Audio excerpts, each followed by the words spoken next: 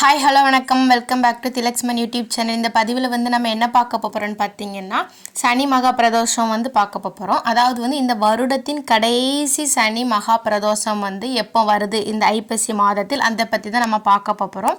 அதனால் யாரும் video skip பண்ணாமல் எல்லாரும் கடைசி வரைக்கும் பாருங்கள். நம்மளுடைய திலக்ஸ்மன் யூடியூப் சேனல் இப்போ தான் ஃபஸ்ட் டைம் பார்க்குறீங்கன்னா கண்டிப்பாக சப்ஸ்கிரைப் பண்ணிட்டு பாருங்கள். இந்த பதிவில் வந்து நம்ம வந்து சிவனுக்கு வந்து எந்த பொருள் நம்ம வந்து வாங்கி கொண்டு கொடுக்கலாம், எதனால் வந்து நமக்கு வந்து நம்மளுடைய தீராத கடன்லாம் தீருங்கிற பற்றி தான் நம்ம பார்க்க போகிறோம். அதனால ஸ்கிப் பண்ணாம வீடியோவை பாருங்க. நீங்க வந்து இந்த வருஷத்துல வந்து நீங்க வந்து பிரதோஷம் அன்று சிவபெருமான் ஆலயத்திற்கு சென்று வழிபடவில்லை என்று வந்து கவலைப்படாதீங்க.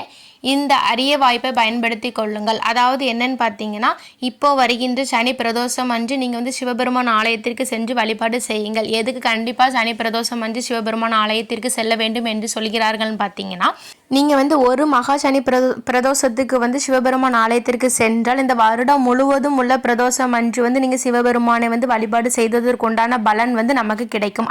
அதற்காக தான் சனி மகா பிரதோஷம் அன்று வந்து சிவபெருமான் ஆலயத்திற்கு சென்று சிவபெருமானை வழிபாடு செய்யுங்கள் என்று சொல்கிறார்கள். இனி வந்து இந்த ஐப்பசி மாதம் வந்து சனி மகா பிரதோஷம் வந்து எப்போ வருதுன்னு பார்த்தீங்கன்னா, இந்த தமிழ் மாதத்தின் முதல் தொடக்கத்திலே, அதாவது வந்து ஐப்பசி 1ஆம் தேதியே சனி மகா பிரதோஷம் வருதுங்க. ஆங்கிலத்திற்கு பார்த்தீங்கன்னா அக்டோபர் 18ஆம் தேதி வருதுங்க.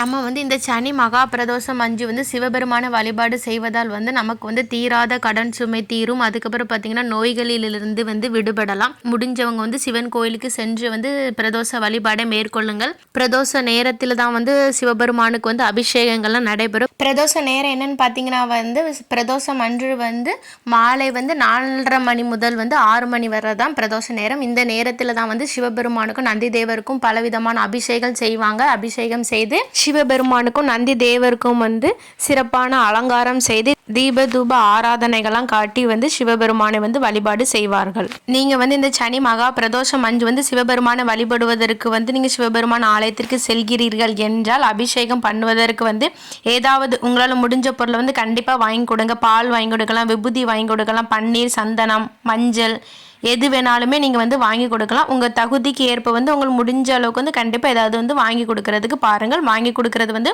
ரொம்பவே நல்லது. தீராத கடன் தீரும். அதுக்கப்புறம் பார்த்தீங்கன்னா நோய்களிலிருந்து விடுபடலாம். அதனால் வந்து முடிஞ்ச அளவுக்கு கண்டிப்பாக வாங்கி கொடுக்க பாருங்கள்.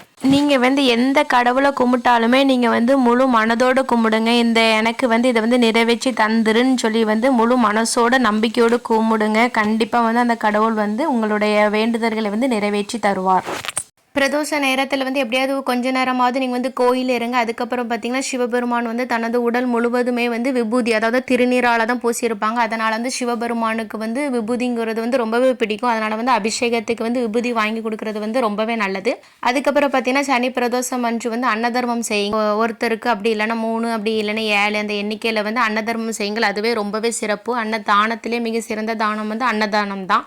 அதனால் வந்து முடிஞ்ச அளவுங்க வந்து அன்னதானம் செய்யுங்கள். சனி மகா பிரதோஷம் அன்று வந்து கண்டிப்பாக வந்து சிவபெருமான் ஆலயத்தில் சென்று சிவபெருமான வழிபாடு செய்யுங்கள். கண்டிப்பாக உங்களுடைய பிரார்த்தனைகள் எல்லாமே நிறைவேறும். அதனால் வந்து இந்த வருடத்தின் கடைசி சனி மகா பிரதோஷம், அதனால் வந்து யாரும் இந்த சனி மகா பிரதோஷத்தை வந்து தவற விடாதீர்கள். சிவபெருமானுக்கும் நந்தி தேவருக்கும் பண்ணுற அபிஷேகத்தை வந்து கண் குளிர பாருங்க. பார்த்து உங்களுடைய வேண்டுதல்கள் எல்லாத்தையுமே சிவபெருமானிடம் சொல்லுங்கள். கண்டிப்பாக வந்து சிவபெருமான் வந்து நிறைவேற்றி தருவார். நீங்கள் வந்து சனி மகா பிரதோஷம் அன்று வந்து நீங்கள் வந்து விரதம் இருந்து வழிபாடு செய்வதும் வந்து ரொம்பவே சிறப்பு. சனி பிரதோஷம் அன்று வந்து விரதம் இருப்பவர்கள் வந்து கண்டிப்பாக சிவபெருமானின் பாராயணங்கள் கண்டிப்பாக பாட வேண்டும். உங்களுக்கு அது தெரியலன்னு பார்த்தீங்கன்னா ஓம் நமச்சிவாய ஓம் நமச்சிவாயன் என்கிற மந்திரத்தையே வந்து நீங்கள் சொன்னீங்கன்னா கண்டிப்பாக வந்து சிவபெருமானுடைய ஆசீர்வாதம் வந்து உங்களுக்கு வந்து பரிபூரணமாக கிடைக்கும்.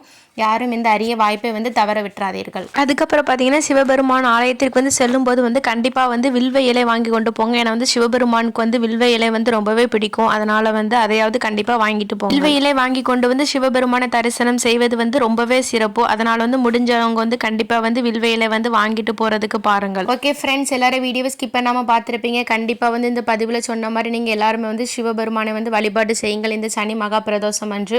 இந்த வீடியோ உங்களுக்கு பிடிச்சிருந்தா லைக் பண்ணுங்கள், ஷேர் பண்ணுங்கள், சப்ஸ்கிரைப் பண்ணுங்கள். அடுத்து இதே மாதிரி ஒரு நல்ல பதிவில் சந்திக்கலாம். நன்றி, வணக்கம்.